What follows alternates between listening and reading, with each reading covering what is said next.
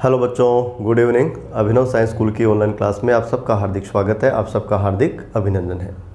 तो प्यारे बच्चों, स्टार्ट करते हैं आज की क्लास। तो आप पेन कॉपी लेके बैठेंगे, मेरे साथ आप नोट्स बनाएंगे, ठीक है। और आज हम लोग सबसे पहले देखेंगे आपकी एनसीईआरटी बुक के एग्जाम्पल, ठीक है बच्चों। तो देखिए, आपकी एनसीईआरटी में जो आपका पहला एग्जाम्पल है वो क्या है ना। बड़ा सिंपल सा सवाल है ना, ध्यान लगा के आप करोगे बच्चों। सवाल क्या है, आपको इसमें दिया गया है कि आपके पास एक पिंड है, ठीक है बच्चों, और बच्चों उससे 1 सेकंड में, है ना, 10 की घात 9 इलेक्ट्रॉन किसी अन्य पिंड में स्थानांतरित हो जाते हैं। समझ में आया? 1 सेकंड में कितने इलेक्ट्रॉन बच्चों? 10 की घात 9 इलेक्ट्रॉन, है ना, किसी दूसरे पिंड में ट्रांसफ़र हो जाते हैं। अब आपसे ये पूछा गया है कि एक कूलाम आवेश के स्थानांतरण में कितना समय लगेगा। बच्चों एक बात बताओ, यदि एक पिंड से किसी अन्य पिंड में इलेक्ट्रॉन जा रहे हैं, है ना, इसका मतलब तो चार्ज जा रहा है ना भाई। आप जानते हो बच्चों कि एक इलेक्ट्रॉन के पास कितना चार्ज होता है, कितना चार्ज होता है बच्चों? -1.6 इंटू 10⁻⁻19 कूलाम, है ना। और यदि इसके मैग्नीट्यूड की बात की जाए तो ये आ जाएगा 1.6 इंटू 10⁻⁻19 कूलाम। बच्चों एक इलेक्ट्रॉन के पास ये वाला चार्ज होता है, ठीक है। तो एक बॉडी से यदि किसी अन्य बॉडी में एक इलेक्ट्रॉन जाता है तो बच्चों वो इतना चार्ज लेके चला जाता है, ठीक है।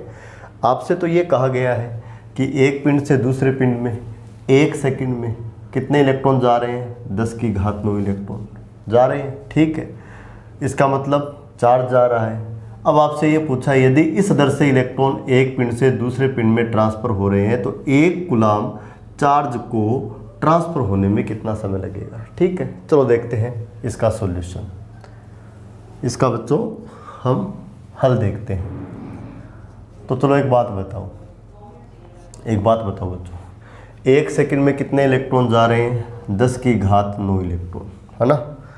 तो 1 सेकंड में कितना चार्ज जाएगा ये देखो बच्चों, मैं ऐसे लिखने जा रहा हूँ। 1 सेकंड में होने वाले स्थानांतरित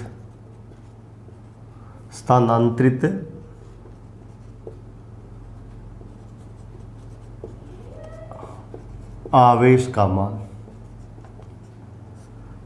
इज इक्वल टू n गुणा ई, ठीक है। अब n का मतलब क्या है? यहाँ n का मतलब है 10 की घात 9 और e का मतलब क्या है? 1.6 गुणा 10 की घात -19 कूलाम। बच्चों इस बात को ध्यान से सुनना। 1 सेकंड में कितने इलेक्ट्रॉन बॉडी 1 से बॉडी 2 में गए?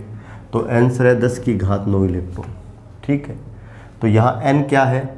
1 सेकंड में स्थानांतरित होने वाले इलेक्ट्रॉनों की संख्या, जो आपको कितनी दी गई है? 10 की घात 9। तो कितना चार्ज ट्रांसफ़र हुआ?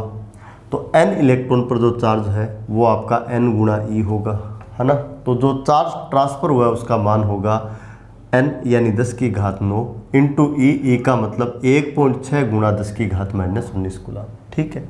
और इससे आपको ये मिलेगा 1.6 इंटू 10⁻⁻19, है ना। और ये आपका है 10⁻+9, तो फाइनली बचेगा 10⁻−10, ओके। और ये आ जाएगा कूलाम। यानी ये चीज़ क्या आ गई? तो आंसर है ये चीज़ आ गई 1 सेकंड में पहले पिंड से अन्य पिंड में स्थानांतरित होने वाला आवेश, ठीक है।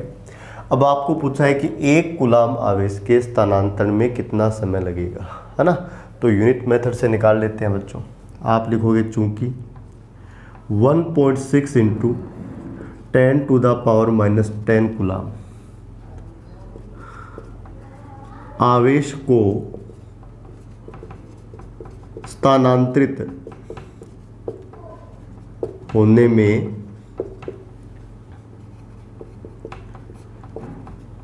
लगा समय, बोलो कितना है बच्चों? 1 सेकेंड।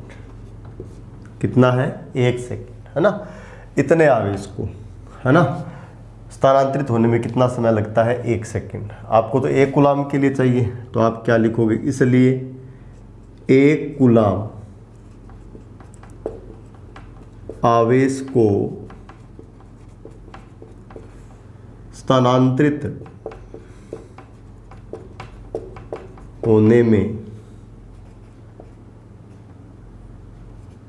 लगने वाला समय, जिसको मैं T से लिख देता हूँ, क्या होगा बच्चों, 1 बट्टा क्या बनेगा, 1.6 गुणा 10 की घात -10, ठीक है।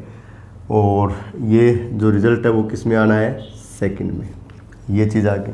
ओके, यहाँ से देखो ये आपको क्या मिलेगा, ये आपको मिलेगा T = है ना, 1 में जब आप 1.6 का भाग लगाओगे तो ये आएगा 0.625, ठीक है बच्चों। 10 की घात -10 है, ठीक है, ऊपर लेके जाओगे तो ये क्या बनेगा, +10। ये समय बोलो किस में आ गया, सेकंड में, किस में आ गया, सेकंड में, ठीक है। अब इस समय को मैं बदलना चाहता हूँ, क्योंकि बहुत बड़ा समय है, इसको मैं वर्ष में बदलना चाहता हूँ बच्चों, ठीक है। तो इसके लिए आपको एक कन्वर्जन याद रखना है। कन्वर्जन क्या याद रखना है, देखिए हम लोग एक चीज़ जानते हैं बच्चों, है ना, आप निकाल भी सकते हो। यदि मैं आपसे पूछूं कि आप ये बताओ कि 1 वर्ष में कितने सेकंड होते हैं, ठीक है, तो 1 वर्ष में 365 दिन होते हैं, है ना। 365 को 24 से गुणा करोगे तो 1 वर्ष में आपके पास घंटे आ जाएंगे, है ना। भाई आपसे ये पूछे कि 1 वर्ष में कितना समय होता है ना, या 1 वर्ष में कितने सेकंड होते हैं, तो आप जानते हो 1 वर्ष में आपके 365 दिन हैं, तो 365 को आप 24 से गुणा कर दोगे तो 1 वर्ष में घंटे आ जाएंगे, है ना। यदि आप 60 से गुणा और कर दोगे तो मिनट आ जाएंगे, और 60 से गुणा और कर दोगे तो सेकंड आ जाएंगे, है ना। फाइनल इसको सोल्व करेंगे तो क्या आएगा, ये रिजल्ट आपको याद रखना चाहिए बच्चों। 1 वर्ष बराबर होता है 3.15 गुणा 10 की घात 7 सेकंड, ये होता है बच्चों, ये आपका रिजल्ट होता है, आपको याद रखना चाहिए। 1 वर्ष बराबर कितना होता है, 3.15 गुणा 10 की घात 7 सेकंड, ठीक है। अब देखो आप लोग सेकंड को किस में बदलना चाहते हो, वर्ष में, ठीक है। तो यहाँ से देखिए बच्चों, 1 सेकंड बराबर क्या हो जाएगा, 1 सेकंड बराबर क्या हो जाएगा, तो आंसर ये हो जाएगा 1 बट्टा 3.15 गुणा 10 की घात 7, और यहाँ ये क्या आ जाएगा, वर्ष। तो यहाँ से देखो ये क्या आएगा बच्चों, T बराबर ये क्या आएगा, 0.625 गुणा 10 की घात 10, है ना। और इसमें आप भाग लगा दो, है ना, ये सेकंड है ना, सेकंड, और सेकंड की जगह आप क्या लिख सकते हो, 1/10, और ये चीज़ किस में आ जाएगी, वर्ष में। तो इसमें आप भाग लगा दो बच्चों 3.15 गुणा 10 की घात 7 का, ठीक है, और ये रिजल्ट किस में आ जाएगा, आपका वर्ष में। और प्यारे बच्चों इसको जब आप सोल्व करोगे तो ये लगभग आपको मिलेगा 198 वर्ष। कितना मिलेगा आपको, ये 198 वर्ष, और ये आपका होगा आंसर, ठीक है। अब देखो हमारा यहाँ टारगेट क्या था, है ना, ये ऐसा रिजल्ट निकालना हमारा टारगेट नहीं था, है ना। यहाँ इस सवाल का उद्देश्य यह है कि आप में एक समझ पैदा हो। क्या समझ पैदा हो, कि 1 कूलाम आवेश कोई छोटा मोटा आवेश नहीं है ना। किसी भी वस्तु को इतना बड़ा आवेश सरलता से नहीं दिया जा सकता। देखो बच्चों, यदि आपके पास कोई बॉडी A है और एक अन्य बॉडी आपके पास B है, और बॉडी A से आप बॉडी B में लगातार इलेक्ट्रॉन स्थानांतरित कर रहे हो, और 1 सेकंड में कितने इलेक्ट्रॉन स्थानांतरित कर रहे हो बच्चों, 10 की घात 9, है ना, इलेक्ट्रॉन प्रति सेकंड, है ना। देखो कितना स्पीड से आप इलेक्ट्रॉन ट्रांसफ़र कर रहे हो, है ना। 1 सेकंड में आप 1 इलेक्ट्रॉन, है ना, A से B में ट्रांसफ़र नहीं कर रहे, 2 नहीं कर रहे, 100 नहीं कर रहे, 1000 नहीं कर रहे, करोड़ नहीं कर रहे, कितने कर रहे हो बच्चों, 10 की घात 9 इलेक्ट्रॉन पर सेकंड आप ट्रांसफ़र कर रहे हो, है ना। तब भी देखो क्या होगा कि इस बॉडी पर, है ना, +1 कूलाम आवेश आने में, क्योंकि इससे तो इलेक्ट्रॉन निकल रहे हैं, इस पर तो धनावेश आएगा, या इस बॉडी पर -1 कूलाम आवेश आने में, इस बॉडी के द्वारा इलेक्ट्रॉन ग्रहण किए जा रहे हैं।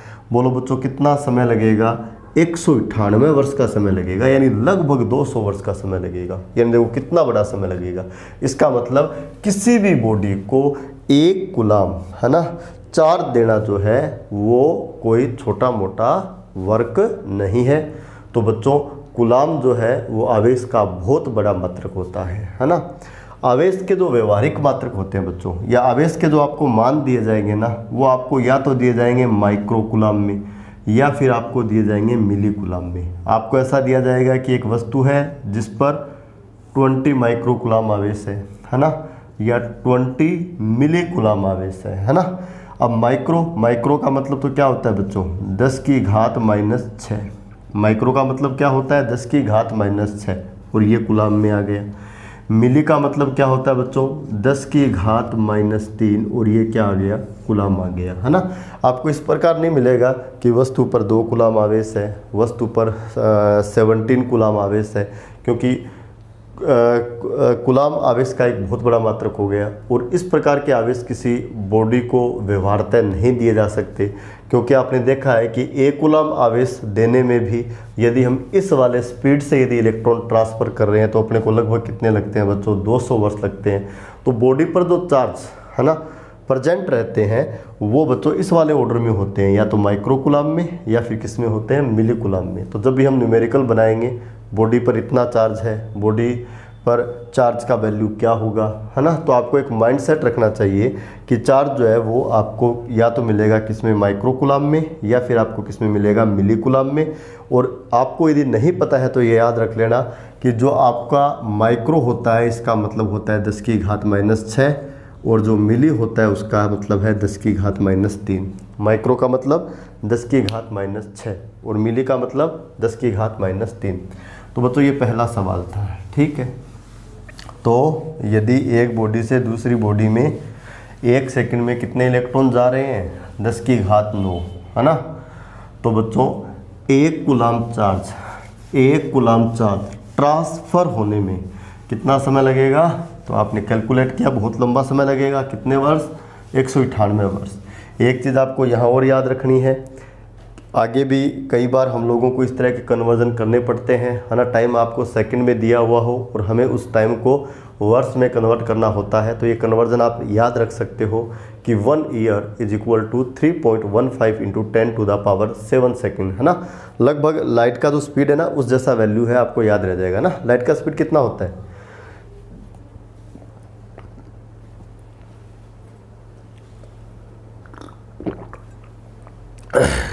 लाइट का स्पीड कितना होता है भाई, 3 गुणा 10 की घात 8, और 1 वर्ष में कितने सेकंड होते हैं, 3 गुणा 10 की घात 7, 3.15 गुणा 10 की घात 7, है ना। यानी मोटा मोटी कितना, 3 गुणा 10 की घात 7 सेकंड। ओके चलो ठीक है। अब हम लोग करते हैं बच्चों सेकंड सवाल आपकी एनसीईआरटी का, है ना। एनसीईआरटी का सेकंड सवाल करते हैं बच्चों। सेकंड सवाल में क्या दिया हुआ है कि आपके पास 1 कप जल है। अब तो देखो, जो आपका मानक कप होता है ना, मानक कप, उसमें जो पानी की मात्रा है वो 250 ग्राम मानी जाती है। कितनी मानी जाती है, 250 ग्राम।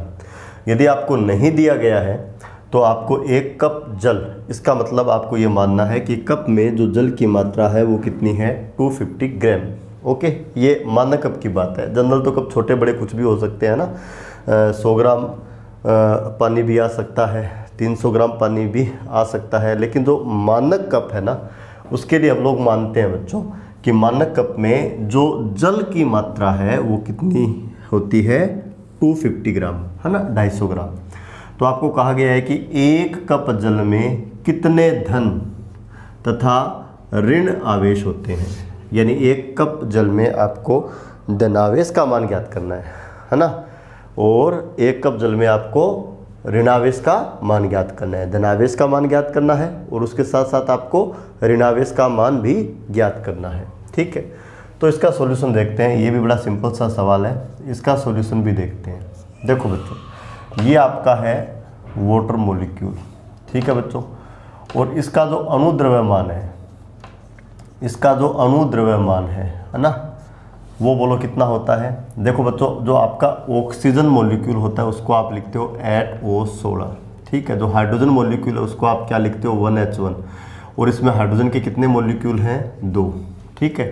तो बच्चों H2O में एक तो आपका है ऑक्सीजन मॉलिक्यूल और हाइड्रोजन के कितने मॉलिक्यूल हैं 2, कितने मॉलिक्यूल हैं 2, ठीक है। तो अनुद्रव्यमान इसका कितना 16, एक हाइड्रोजन तो ये 17, एक और हाइड्रोजन तो कितना हो गया 18। तो इसका अणुद्रव्यमान जो है, इसका अणुद्रव्यमान जो है वो कितना होता है बच्चों 18 ग्राम, कितना होता है 18 ग्राम। एक नंबर बात, एक छोटी सी इन्फॉर्मेशन मैंने ये लिख दी, आप लोग जानते होंगे, बहुत बेसिक बात है ना। और जब आप एग्ज़ाम में ये न्यूमेरिकल जो है आप सोल्व करोगे तो आपको ये बात लिखने की आपको रिक्वायरमेंट नहीं रहती, आप डायरेक्ट भी कर सकते हो, है ना। यह मैं आपको समझा रहा हूँ और आप लोगों को लिख भी लेनी चाहिए कि जो आपका वाटर मॉलिक्यूल्स है उसका जो अणुद्रव्यमान है वो कितना होता है 18 ग्राम। एक नंबर बात, ठीक है। अब एक चीज़ और लिख देता हूँ बच्चों, 1 कप जल इज इक्वल टू 250 ग्राम, ठीक है, 250 ग्राम, ठीक है। कोष्टक में आप लिख सकते हो 1 कप जल में जल की मात्रा या पानी की मात्रा या पानी का द्रव्यमान 250 ग्राम मानते हैं, 250 ग्राम मानते हैं। ये बच्चों बेसिक बात है ना, ठीक है। तो देखते हैं, करते हैं सवाल, ठीक है बच्चों। अब अणुद्रव्यमान 18 ग्राम है तो आप लोग जानते हो ये चीज़ें, तो जानते हो ना भाई, अणुद्रव्यमान 18 ग्राम है, इसका मतलब क्या हुआ 18 ग्राम जल में, 18 ग्राम जल में जल अणुओं की संख्या, जल अणुओं की संख्या कितनी होती है, अवोगाद्रो संख्या के बराबर होती है। अवोगाद्रो संख्या के क्या होती है बराबर, जिसको बच्चों हम लोग किससे लिखते हैं Na से, जिसको हम लोग बोलो किससे लिखते हैं Na से। बोलो ये बात आप जानते हो भाई। जो आपका वाटर मॉलिक्यूल्स है उसका जो अणुद्रव्यमान है वो कितना है बच्चों 18 ग्राम। तो आप केमिस्ट्री में मोल कॉन्सेप्ट पढ़ चुके हो, है ना। और मोल कॉन्सेप्ट से आप जानते हो कि यदि आप 18 ग्राम पानी लोगे तो 18 ग्राम पानी में इन जल अणुओं की जो संख्या है वो कितनी होगी, अवोगाद्रो संख्या के बराबर होगी। और अवोगाद्रो संख्या का मतलब होता है 6.023 गुणा 10 की घात 23। कितना होता है 6.023 गुणा 10 की घात 23, ठीक है। तो 18 ग्राम में ये है बच्चों, तो 1 ग्राम में, 1 ग्राम में नहीं, 1 ग्राम जल में, 1 ग्राम जल में जल अणुओं की संख्या, जल अणुओं की संख्या बोलो कितनी हो जाएगी बच्चों Na/18। ये 1 ग्राम में आ गई। अब आप लोगों को यहाँ जल अणुओं की संख्या निकालनी है 1 कप जल में, तो आप लिखोगे 1 कप जल में, और 1 कप जल का मतलब है 250 ग्राम जल में, 250 ग्राम जल में 1 कप जल में जल अणुओं की संख्या, जल अणुओं की संख्या। और ये जो संख्या आती है इसको बच्चों मैं n से लिख देता हूँ। किससे लिख देता हूँ n से, ठीक है। एक बड़े n से लिख दो, छोटे n से लिख दो, कोई फर्क नहीं पड़ता। जल अणुओं की संख्या आ गई है, n बराबर बोलो कितनी आ जाएगी Na/18 और गुणा बोलो कितना आ जाएगी 250। इसको मैं बोल देता हूँ इक्वेशन नंबर 1। अब चलो पहले तो मेरे को आप ये बताओ, ये जो इक्वेशन नंबर 1 आपके पास आया ना, इक्वेशन नंबर 1 जो आपके पास आया बच्चों, इक्वेशन नंबर 1 जो आपके पास है वो आपको क्या बताता है, आप समझते हो। ये आपको बताता है बच्चों 1 कप जल में, क्या भाई 1 कप जल में यानी 250 ग्राम जल में जल अणुओं की संख्या कितनी है ना। ये n क्या है, जल अणुओं की संख्या, है ना। 1 कप जल में जल के कितने अणु है वो नंबर है बच्चों ये। और ये कितना आ गया Na/18 गुणा 250। और Na आपका क्या है मैं फिर बता देता हूँ, Na आपका है बच्चों अवोगाद्रो संख्या। Na आपका क्या है बच्चों अवोगाद्रो संख्या, ठीक है। चलो अब आपको बताइए 1 कप जल में कितने धन तथा कितने ऋण आवेश होते हैं। तो बच्चों एक चीज़ देखो, ठीक है, जो आपका H2O मॉलिक्यूल से मैं उसकी बात कर लेता हूँ। H2O मॉलिक्यूल से देखो, इसमें 2 तो आपके H परमाणु है, दो तो आपके H परमाणु है, एक आपका O परमाणु है। इसको लिखते हो 1H1, इसको लिखते हो 1H1, इसको लिखते हो आप 8O16। ये आपका H2O बनता है। तो इसमें कितना प्रोटॉन है बोलो 1, इसमें कितना है 1 और इसमें कितने हैं 8। ठीक है, तो H2O मॉलिक्यूल में 8, 9 और 10, बोलो बच्चों कितने प्रोटॉन है 10। ठीक है, और इलेक्ट्रॉन भी कितने हैं बच्चों 10। 10 प्रोटॉन है तो इलेक्ट्रॉन भी कितने हैं बोलो 10। तो बच्चों देखो एक H2O मॉलिक्यूल में कितने प्रोटॉन हैं 10 और कितने इलेक्ट्रॉन हैं 10। ठीक है, अब यदि आपको ये पूछ लेता बच्चों एक मॉलिक्यूल पे कितना, चलो एक मॉलिक्यूल पे 4 निकालने पहले, है ना। अब देखो 10 प्रोटॉन है और 10 इलेक्ट्रॉन है। धनावेश पूछता तो 10 प्रोटॉनों का आवेश निकाल लेते, ऋणावेश पूछते था 10 इलेक्ट्रॉनों का ऋणावेश निकाल लेते। जितना या जिस परिमाण का 10 प्रोटॉनों पर धनावेश होता है ना, उसी परिमाण का 10 इलेक्ट्रॉनों पर ऋणावेश होता है। केवल देखो बच्चों चिन्ह का अंतर आता है, प्रोटॉन के लिए प्लस आ जाएगा, इसके लिए माइनस आ जाएगा, लेकिन जितना आवेश 10 प्रोटॉनों पर होता है उतना ही आवेश किस पर होता है 10 इलेक्ट्रॉनों पर। इसका मतलब आपको एक मॉलिक्यूल के ऊपर क्या चाहिए धनावेश चाहिए। एक मॉलिक्यूल पर आपको क्या चाहिए धनावेश चाहिए, तो आप 10 प्रोटॉनों का आवेश निकाल लो, या ऋणावेश चाहिए तो आप 10 इलेक्ट्रॉनों का ऋणावेश निकाल लो, या केवल परिमाण चाहिए तो या तो प्रोटॉनों का धनावेश निकाल लो या इलेक्ट्रॉनों का ऋणावेश निकाल लो। ठीक है, चलो H2O की बात आ गई। ठीक है बच्चों, तो मैं ऐसे लिखने जा रहा हूँ एक H2O अणु में 10 प्रोटॉन तथा 10 इलेक्ट्रॉन होते हैं। अतः एक H2O अणु पर धनावेश का मान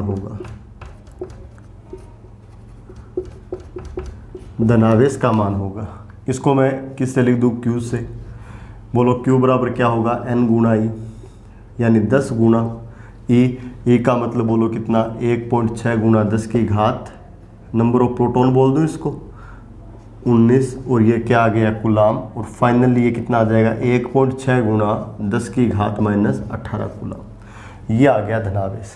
ठीक है, और इस पर ऋणावेश की बात की जाए तो आपको पता है माइनस 1.6 गुणा 10 की घात माइनस 18 कूलाम आ जाएगा। एक बार मैं धनावेश निकाल लेता हूँ, देखो ये चीज़ आ गई। ठीक है, आगे ये बात समझ में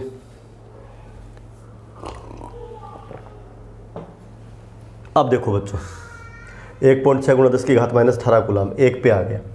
अब एक कप जल में है ना, जल अणुओं की संख्या कितनी है n, तो एक मॉलिक्यूल पर धनावेश ये है, तो n मॉलिक्यूल पर जो धनावेश होगा वही एक कप जल में उपस्थित धनावेश की मात्रा होगी। सीधी सीधी बात है। ठीक है, तो मैं दोबारा लिखने जा रहा हूँ, आप ध्यान से देखना, मैं दोबारा लिखने जा रहा हूँ बच्चों। चूंकि एक जल अणु पर धनावेश का मान कितना है बच्चों 1.6 गुणा 10 की घात माइनस 18 कूलाम। इसलिए एक कप जल में यानी 250 ग्राम जल में, ठीक है, एक कप जल में धनावेश का मान बराबर n गुणा 1.6 गुणा 10 की घात माइनस 18 कूलाम। क्योंकि एक कप जल में कितने अणु हैं बोलो n, एक कप जल में कितने अणु हैं n, एक अणु पर धनावेश है ये, तो बच्चों n अणुओं में धनावेश कितना होगा n गुणा 10। सीधी सीधी बात है। अब n का मैं मान रखने जा रहा हूँ, ठीक है, इसको मैं बड़े Q से लिख देता हूँ। n का मान लिखने जा रहा हूँ, क्या है बोलो Na बट्टा बोलो कितना है 18 इंटू बोलो कितना है 250 इंटू बोलो कितना है 1.6 into 10 to the power minus 18 coulomb. ठीक है, ओके। अब देखो ये चीज़ आ गई। अब देखो बच्चों क्या लिखूंगा, Q इज इक्वल टू, ये अवोगाद्रो संख्या, इसका मान होता है 6.023 गुणा 10 की घात 23, बट्टा में क्या आ गया 18, गुणा में बोलो क्या है 250, इंटू क्या है 1.6 into 10 to the power minus 18 coulomb. ठीक, और इसको जब आप सोल्व करोगे तो ये आपके पास आ जाएगा 1.34 into 10 to the power 7 coulomb, है ना। ये आपका 1 कप जल में उपस्थित धनावेश आ गया, सिंपल।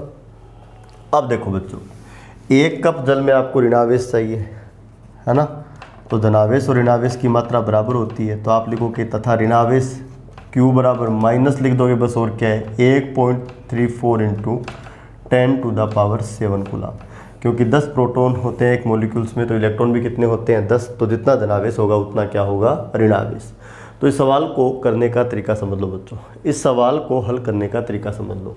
सबसे पहले आप लोगों को 1 कप जल में, इसका मतलब 250 ग्राम जल में जल अणुओं की संख्या ज्ञात करनी है। यदि मोल कॉन्सेप्ट आपको आता है तो ये बहुत सरल सी चीज़ है कि आप 250 ग्राम पानी में कितने वाटर मॉलिक्यूल्स होते हैं वो निकाल लोगे। वाटर मॉलिक्यूल्स आ गया, N आ गया। अब आप एक मॉलिक्यूल के अंदर जानते हो कितने प्रोटॉन होते हैं 10, है ना, तो एक मॉलिक्यूल पर कितना धनावेश होगा, तो उत्तर होगा 10 गुणा E, है ना, 10 प्रोटोनों पे जो चार्ज होगा। अब आपको तो 250 ग्राम में चाहिए, तो 250 ग्राम में मॉलिक्यूल कितने हैं N, तो 10 गुणा E को किससे मल्टीप्लाई कर देना N से, बोलो क्या आ जाएगा धनावेश, और ये फाइनली आपको इतना मिलना है। अब आपको पता है बच्चों 10 प्रोटॉन है तो इलेक्ट्रॉन भी कितने हैं 10, और इलेक्ट्रॉन 10 है तो इस पर ऋणावेश देखो ये वाला होगा। ठीक है, तो बड़ा अच्छा सवाल है, इस प्रकार से आप इसको सॉल्व कर सकते हैं। ओके, इसके बाद एक सवाल मैं आपको करवाता हूँ, ठीक है, तो क्वेश्चन के रूप में लिखेंगे आप, क्वेश्चन के रूप में लिखेंगे,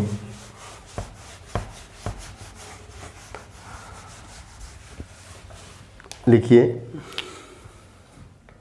क्वेश्चन के रूप में लिखिए बच्चों, निम्न में से कौन सा आवेश संभव नहीं है, निम्न में से कौन सा आवेश संभव नहीं है, इसका मतलब कौन सा आवेश वस्तु को नहीं दिया जा सकता। ठीक है, तो पहला मैं लिख देता हूँ, ठीक है, लिख देता हूँ 3.2 गुणा 10 की घात माइनस 21 कूलम। दूसरा मैं लिख देता हूँ 1.6 into 10 to the power minus 20 coulomb. तीसरा मैं लिख देता हूँ 1.6 into 10 to the power minus 16 coulomb. ठीक है, और चौथा मैं लिख देता हूँ बच्चों 3.2 into 10 to the power minus 15 coulomb. ठीक है, तो ये आपको चार्ज दिया हुआ है, ये वाला चार्ज, ये वाला चार्ज, ये वाला चार्ज और ये वाला चार्ज। अब देखो बच्चों, बेसिक फार्मूला क्या लगना है ना, बेसिक फार्मूला क्या लगना है, बेसिक फार्मूला आपका ये है, आप जानते हो क्वांटाइजेशन प्रिंसिपल से कि Q बराबर क्या होता है, N गुणा E होता है ना, प्लस माइनस N E, क्या होता है प्लस माइनस N E, और यहाँ सारे के सारे पॉजिटिव दिए हैं तो साइन किसका काम मिलेंगे प्लस का, किसका काम मिलेंगे प्लस का। ठीक है, तो यहाँ से यदि N निकाला जाए तो N बराबर क्या आएगा बच्चों, Q बट्टा E या प्लस माइनस, ये आपका N आएगा। ठीक है बच्चों, तो यदि Q प्लस का दिया हुआ है तो प्लस का लिखेंगे, माइनस का दिया हुआ है तो माइनस का लिखेंगे। ओके, ये चीज़ हमें निकालनी है, तो यहाँ से देखो बच्चों क्या आएगा, N बराबर, ठीक है, क्या लिखोगे Q बट्टा E। Q का मान कितना है बच्चों 3.2 गुणा 10 की घात माइनस 21 कूलम, और E कितना होता है 1.6 into 10 to the power minus 19 coulomb. ठीक है, तो 1.6 से 3.2 बोलो कितना 2, माइनस 19 से माइनस 21 बोलो कितना 20 21 यानी माइनस 2। ठीक है, तो ये N बराबर कितना आ गया 1/100, और 1/100 का मतलब है 0.01। इसका मतलब ये वाला आवेश संभव नहीं है, क्योंकि ये पूर्णांक नहीं है, ये भिन्न संख्या आ गई, यानी 1/100 यानी इलेक्ट्रॉन का सहवांश, और इलेक्ट्रॉन का सहवांश नहीं निकाला जा सकता। ठीक है, अब तो इसके लिए देख लेते हैं, देखो वही है N बराबर क्या बोलो Q बट्टा E। Q कितना है 1.6 into 10 to the power minus 20, और ये है 1.6 into 10 to the power minus 19 coulomb. Coulomb ये E का मान है, किसका मान है ये E का मान, किसका मान है E का मान।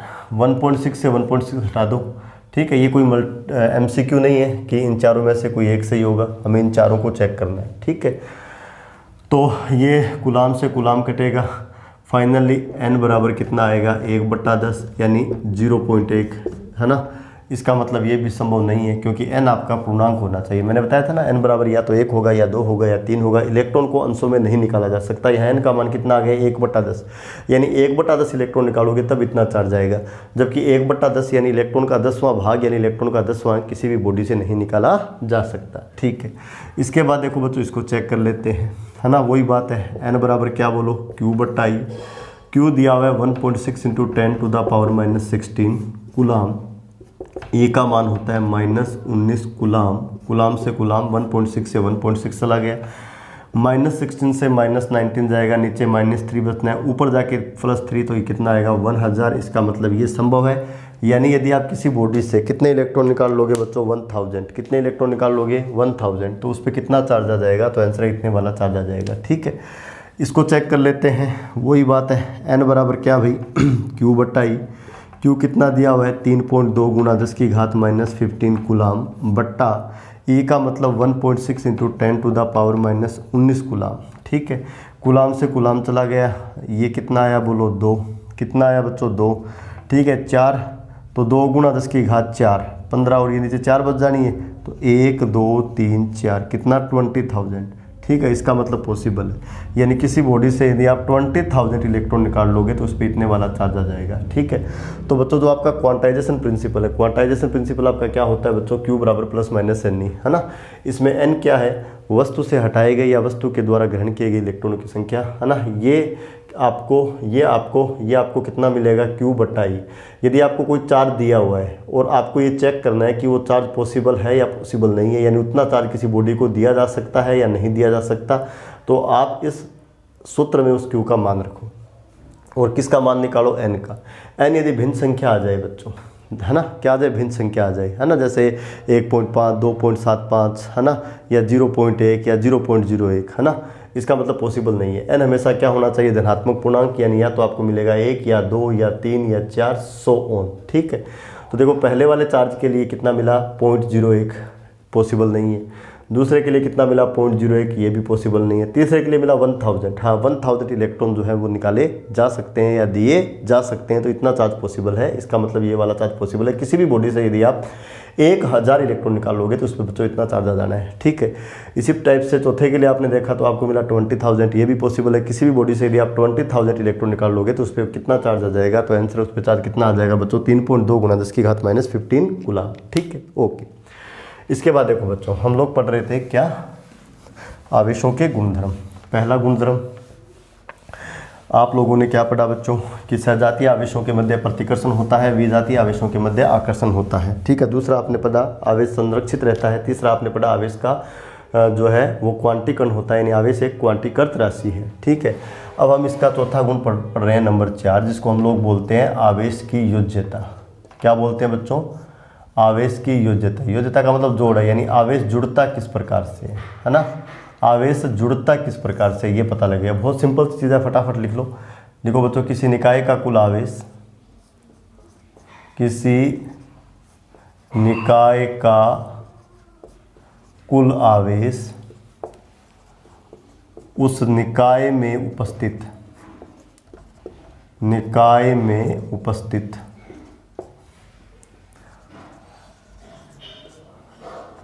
सभी आवेशों के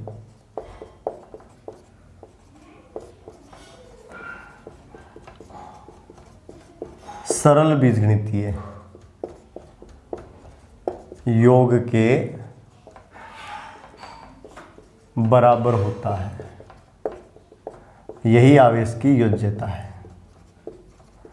यही आवेश की योज्यता है, यानी योज्यता क्या बताती है, एडिटिविटी क्या बताती है कि चार्ज जो है वो जुड़ता कैसे है। तो बच्चों चार्ज यानी आवेश एक अदिश राशि है और अदिश राशि हमेशा जुड़ती है ना, सरल बीजगणित के नियमों के अनुसार। तो ये कहता है कि किसी भी निकाय का जो टोटल चार्ज है उस निकाय में जितने भी चार्ज है ना उन सब के सरल बीजगणितीय योग के बराबर होता है। सदिश बीजगणित नहीं बच्चों, सरल बीजगणितीय योग के क्या होता है बराबर। इसको क्या बोलते हैं, आवेश की योज्यता। जैसे एक एग्जाम्पल देखते हैं बच्चों, एक एग्जाम्पल देखते हैं आप लोग, है ना। एग्जाम्पल में आपसे पूछा गया निकाय का नेट चार्ज क्या होगा, निकाय का नेट आवेश क्या होगा, निकाय का नेट आवेश क्या होगा। इसमें दो आपको क्वेश्चन दिए गए हैं। ये कोई सिस्टम है, इसमें एक पार्टिकल है ये वाला, एक है ये वाला, एक है ये वाला, एक है ये वाला, एक है ये वाला। इस पे चार्ज दिया हुआ है बच्चों 1 माइक्रोकूलाम, इस पे दिया हुआ है 20 माइक्रोकूलाम, इस पे दिया हुआ है 7 माइक्रोकूलाम, इस पे दिया हुआ है 2 माइक्रोकूलाम और इस पे आपको दिया हुआ है बच्चों 3 माइक्रोकूलाम। ठीक है, और 1 नंबर सेकंड आपको दिया हुआ है। कोई सिस्टम है, कोई निकाय है जिसमें बहुत सारे पार्टिकल्स है, मान लो पहला ये है, दूसरा ये है, तीसरा ये है, चौथा ये। इस पे दिया हुआ है बच्चों 2 माइक्रोकूलाम, इस पे दिया हुआ है -3 माइक्रोकूलाम, इस पे दिया हुआ है 4 माइक्रोकूलाम और इस पे आपको दिया हुआ है 1 माइक्रोकूलाम। तो इसका नेट चार्ज पूछा है, तो Q नेट बराबर सरल बीजगणितीय योग के बराबर है ना। तो Q1 + Q2 + Q3 + Q4 + Q5, तो क्या लिखोगे 1 माइक्रोकूलाम प्लस बोलो क्या है 2 माइक्रोकूलाम प्लस क्या है भाई 7 माइक्रोकूलाम प्लस 2 माइक्रोकूलाम प्लस 3 माइक्रोकूलाम। ठीक है 1 और 2 3, 3 और 7 10, 10 और 2 12, 12 और 3 15। तो ये आंसर कितना आ गया 15 माइक्रोकूलाम, है ना। इस प्रकार से चार्ज जुड़ता है। यहाँ यदि देखें बच्चों तो Q नेट बराबर सरल बीजगणितीय योग। यदि कोई चार्ज पॉजिटिव है तो प्लस चिन्ह के साथ लिखेंगे, नेगेटिव है तो माइनस के साथ लिखेंगे। पहला जो चार्ज है वो कितना है बच्चों 2 माइक्रोकूलाम, तो आप लिखोगे 2 माइक्रोकूलाम प्लस दूसरा चार्ज, दूसरा माइनस के चिन्ह के साथ है तो क्या लिखोगे -3 माइक्रोकूलाम, तीसरा क्या लिखोगे 4 माइक्रोकूलाम और चौथा क्या लिखोगे 1 माइक्रोकूलाम। ठीक है, तो क्या हो जाएगा देखो 2 माइक्रोकूलाम में -3 माइक्रोकूलाम जोड़ोगे तो क्या आएगा -1 माइक्रोकूलाम, -1 माइक्रोकूलाम में 4 माइक्रोकूलाम जोड़ोगे तो कितना आएगा 3 माइक्रोकूलाम और 3 में 1 माइक्रोकूलाम जोड़ोगे तो फाइनली बोलो कितना आ जाएगा 4 माइक्रोकूलाम। ये इसका आंसर हो जाएगा, है ना। तो इस प्रकार के जो सरल वाले सवाल हैं वो आप आवेश की योज्यता से सरल कर सकते हो। आवेश की योज्यता क्या बताती है, ये बताती है कि किसी निकाय का कुल आवेश उस निकाय में उपस्थित, है ना, सभी आवेशों के सरल बीजगणितीय योग के बराबर होता है। और सरल बीजगणितीय योग के बराबर क्यों होता है, क्योंकि बच्चों आवेश एक अदिश राशि है, आवेश एक अदिश राशि है और अदिश राशियां सरल बीजगणित के नियमों के अनुसार जुड़ती है। ओके, ये नंबर 4 है। अब नंबर 5 आपका जो NCERT सिलेबस है उसके अनुसार, है ना, ये आपकी लास्ट प्रॉपर्टी है ना। चार्ज की और भी खूब सारी प्रॉपर्टीज होती हैं और भी खूब सारे गुणधर्म होते हैं, है ना। NCERT के सिलेबस के अनुसार इस वर्ष जो आपका RBC बोर्ड का नया सिलेबस है उसके अनुसार हम लोग सिलेबस को आगे बढ़ा रहे हैं। तो वो तो लास्ट प्रॉपर्टी नंबर 5 में आप क्या लिखोगे, देखो आपके पास 3 प्रकार के आवेश होते हैं, एक तो स्थिर आवेश और एक गतिशील आवेश और एक त्वरित आवेश। तो देखिए बच्चों मैं ऐसे लिखने जा रहा हूँ नंबर 5 में मैं इसके 3 पार्ट कर देता हूँ बच्चों। कितने पार्ट कर देता हूँ 3 पार्ट। ठीक है, ये लो मैं इसके 3 पार्ट कर लेता हूँ। ये पहला पार्ट है ए में मैं लिख रहा हूँ बच्चों स्थिर आवेश, है ना, जो रेस्ट पे होता है, जो चल नहीं रहा होता है, केवल विद्युत क्षेत्र उत्पन्न करता है, और विद्युत क्षेत्र क्या होगा, है ना, ये हम इस चैप्टर में पढ़ेंगे क्योंकि इस चैप्टर का नाम क्या है, electric charge and electric field, है ना। तो इलेक्ट्रिक चार्ज के बारे में तो हम बेसिक चीज़ें पढ़ ही रहे हैं, इसके बाद हम लोगों को इलेक्ट्रिक फील्ड ही पढ़ना है, विद्युत क्षेत्र ही पढ़ना है।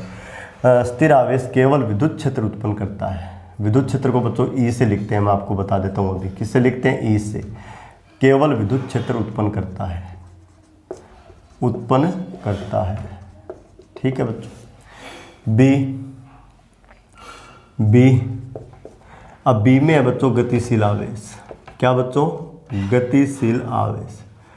अब देखो बच्चों जो आपका गतिशील आवेश हो गया उसकी 2 कंडीशन हो गई। कितनी कंडीशन हो गई, 2। गतिशील की कितनी कंडीशन हो गई बच्चों, 2। पहली कंडीशन मैं यहाँ लिख रहा हूँ, देखो गतिशील की 2 कंडीशन हो गई। पहली कंडीशन मैं यहाँ लिख रहा हूँ बच्चों नियत वेग से गतिमान आवेश। मैं यहाँ लिख रहा हूँ नियत वेग से गतिमान आवेश। विद्युत क्षेत्र जिसको हम लिखते हैं ई से, तथा चुंबकीय क्षेत्र, एक मैग्नेटिक फील्ड भी होता है बच्चों, जिसको हम किससे लिखते हैं, बी से। विद्युत क्षेत्र ई तथा चुंबकीय क्षेत्र बी दोनों उत्पन्न करता है। ठीक है, ध्यान से इस चीज़ को देखना आप। ये आपके बोर्ड एग्जाम में डायरेक्ट भी पूछता है। क्या पूछता है कि नियत वेग से गतिमान आवेश क्या उत्पन्न करता है, तो आप लिखोगे विद्युत क्षेत्र E तथा चुंबकीय क्षेत्र B दोनों। कई बार पूछ लेता है स्थिर आवेश उत्पन्न करता है, ऑप्शन दे देता है केवल विद्युत क्षेत्र, केवल चुंबकीय क्षेत्र, विद्युत क्षेत्र तथा चुंबकीय क्षेत्र दोनों, इनमें से कोई नहीं। तो आपका आंसर होगा यदि आवेश स्थिर है तो वो केवल और केवल विद्युत क्षेत्र उत्पन्न करेगा। आवेश यदि स्थिर है तो वो केवल और केवल विद्युत क्षेत्र उत्पन्न करेगा। गतिशील है तो इसकी दो स्थितियां होती है। पहली स्थिति यदि वो नियत वेग से गति कर रहा है, यानी उसके वेग में किसी प्रकार का कोई परिवर्तन नहीं हो रहा है, यानी वो त्वरित यदि नहीं है, यदि उसका त्वरण 0 है, तो बच्चों वो विद्युत क्षेत्र भी उत्पन्न करता है और इसके साथ साथ चुंबकीय क्षेत्र भी उत्पन्न करता है। अगली चीज सुनो बच्चों, गतिशील तो है लेकिन वो यदि त्वरित है, यानी उसके वेग में लगातार क्या हो रहा है, परिवर्तन हो रहा है। ठीक है, तो उसको मैं लिख रहा हूं त्वरित आवेश। त्वरित आवेश विद्युत क्षेत्र E तथा चुंबकीय क्षेत्र B के साथ साथ विद्युत चुंबकीय तरंगों का उत्सर्जन भी करता है। ये एक नया काम करता है बच्चों ये। ठीक है, तो याद रखेंगे यदि आवेश आपका स्थिर है तो केवल विद्युत क्षेत्र उत्पन्न करेगा। यदि आवेश आपका गतिशील है तो बच्चों दो स्थितियां हो सकती है। पहली स्थिति वो नियत वेग से गति कर रहा है, दूसरी स्थिति वो परिवर्ती वेग से गति कर रहा है, यानी वेग बदल रहा है। और वेग बदल रहा है तो ऐसे आवेश को क्या बोलते हैं बच्चों, त्वरित आवेश। क्या बोलते हैं, त्वरित आवेश। प्रैक्टिकल एविडेंस है, डायरेक्ट याद रखने होते हैं। एग्जाम में पूछता है बच्चों कि नियत वेग से गतिमान आवेश निम्न में से क्या उत्पन्न करता है ना। आपको बोल देगा विद्युत क्षेत्र, है ना, केवल चुंबकीय क्षेत्र, विद्युत क्षेत्र तथा चुंबकीय क्षेत्र दोनों, विद्युत क्षेत्र तथा चुंबकीय क्षेत्र के साथ साथ विद्युत चुंबकीय तरंगे, है ना। तो नियत वेग से गतिमान है ना, तो आपका आंसर होगा विद्युत क्षेत्र E तथा चुंबकीय क्षेत्र B दोनों। स्थिर आवेश उत्पन्न करता है, आपको ये तीनों ऑप्शन दे दिए, तो आपका जवाब होगा केवल विद्युत क्षेत्र। और यदि त्वरित आवेश है, यानी आवेश जो है उसका वेग लगातार बदल रहा है, यानी आवेश में आपको यदि त्वरण दिखाई दे रहा है, तो बच्चों विद्युत क्षेत्र तो पैदा करेगा ही करेगा, चुंबकीय क्षेत्र भी पैदा करेगा ही करेगा। इसके साथ साथ बच्चों विद्युत चुंबकीय तरंगों का भी उत्सर्जन करेगा। क्या करेगा बच्चों, विद्युत चुंबकीय तरंगों का भी उत्सर्जन करेगा। तो MCQ टाइप के जो क्वेश्चन होते हैं, है ना, उसके लिए ये एक शानदार क्वेश्चन भी है। दोबारा सुन लो, चार्ज का लास्ट प्रॉपर्टी है स्थिर आवेश केवल विद्युत क्षेत्र उत्पन्न करता है। गतिशील आवेश के लिए बच्चों दो स्थिति है, ध्यान से सुनना। पहली स्थिति गतिशील तो है लेकिन वेग उसका नियत है, यानी वेग में परिवर्तन नहीं हो रहा है बच्चों, तब विद्युत क्षेत्र भी बनाएगा और चुंबकीय क्षेत्र भी बनाएगा।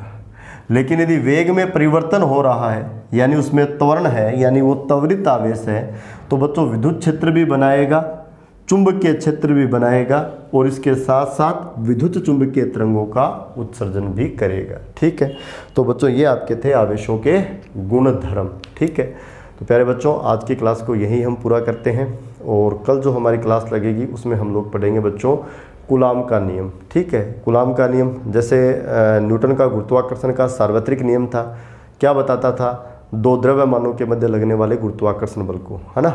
ठीक इसी प्रकार बच्चों जो आपका कूलाम का नियम है वो हमें बताता है दो आवेशों के मध्य लगने वाले विद्युत बल को या आवेशों के मध्य लगने वाले बल को कूलाम बल भी कहा जाता है, कूलाम बल के मान को बताता है। ठीक है, एक बात तो आप जानते हो, चार्ज के प्रॉपर्टी में मैंने आपको बताया है कि हम लोग यदि 2 प्लस या 2 माइनस पास पास रखें तो उनके बीच में प्रतिकर्षण का बल लगता है, यानी सहजातीय आवेश एक दूसरे को प्रतिकर्षित करते हैं। विजातीय आवेश यानी पहला यदि पॉजिटिव ले तो दूसरा क्या लेना पड़ेगा बच्चों, नेगेटिव, तो ये विजातीय हो गए, इनके मध्य आकर्षण का बल लगता है। और कूलाम का नियम हमें ये बताता है कि इन आवेशों के मध्य लगने वाले बल का मान कितना होता है। ठीक है बच्चों, ओके, थैंक यू।